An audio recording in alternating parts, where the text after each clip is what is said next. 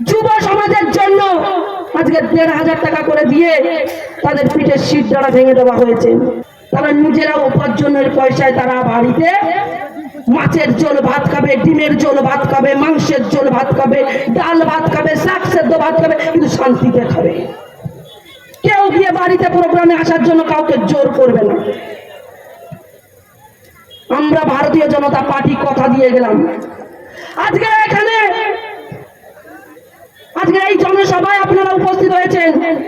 আপনাদেরকে কেউ বাড়ি থেকে হুমকি দিয়ে নিয়ে আসেননি, আপনাদেরকে কেউ বলেননি আমাদের ভারতীয় জনতা পার্টির কোন বিজেপি পার্টির কোন বুথ সভাপতি থেকে মন্ডল সভাপতি শক্তি কেন্দ্র প্রমুখ আপনাদেরকে বলেনি যে না গেলে আপনাদের ঘর লুট করবো, ঘরে হামলা করব, ৪ তারিখে দেখে নেবো, এই কথা বলেননি।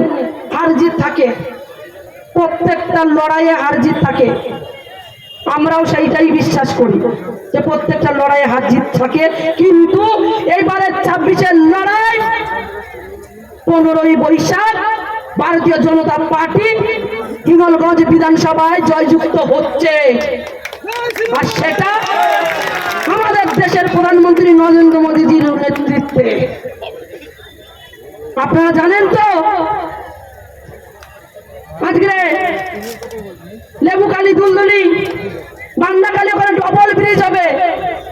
একটা ব্রিজের কথা বলছিল, কিন্তু আমরা অনুরোধ করেছি যাতে ওখানে ডবল ব্রিজ হয়। হাসনাবাদ থেকে শামশেরনগর অবধি 4 লেনের রাস্তা হবে, ডবল 4 ডবল রাস্তা।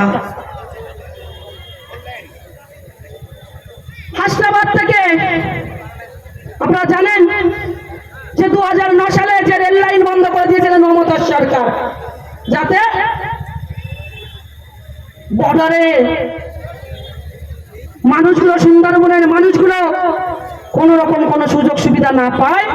আমরা যেভাবে বলবো সেইভাবে তারাই ভোট দিয়ে যাবে, আর আমরা ভুল বোঝাবো, ভুল কথা মাথায় ঢুকাবো।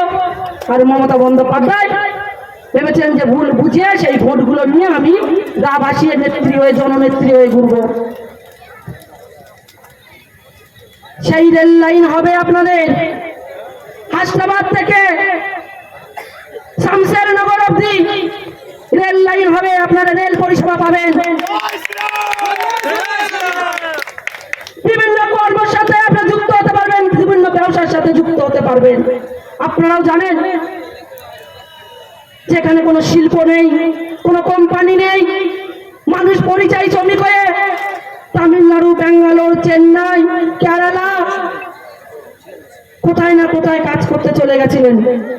আমার সেই সব পরিবারেরা এসেছেন এই নির্বাচনে ভারতীয় জনতা পার্টিকে ক্ষমতায় নিয়ে আসার জন্য, মাথা উঁচু করে বাঁচার জন্য। তাদের জন্য শিল্প হবে এখানে, তাদের যাতে না বাইরে যেতে হয়, আমরা তার জন্য এখানে ভারতীয় জনতা পার্টি শিল্প গড়া হবে।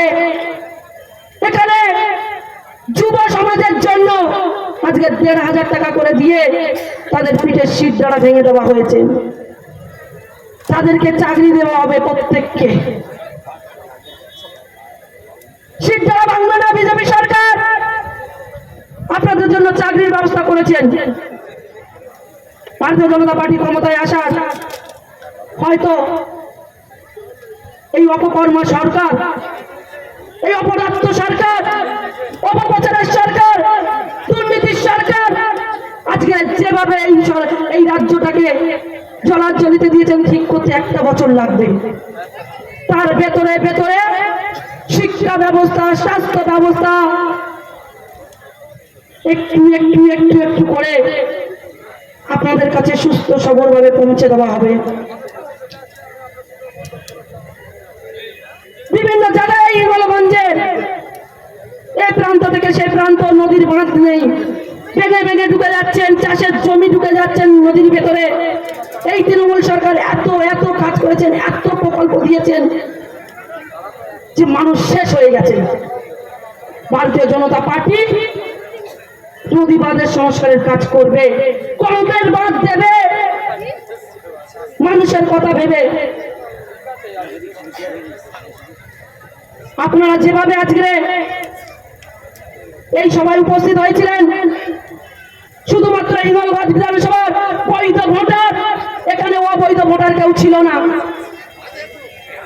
আজকে অভিষেক বন্দ্যোপাধ্যায় যে কথা বলে গেছিলেন লেবুখালী থেকে, অভিষেক বন্দ্যোপাধ্যায় মুখে আপনারা ঝামা ঘষে দিয়েছেন। এখানে নারী শক্তি, পুরুষ শক্তি সবাই উপস্থিত হয়েছেন।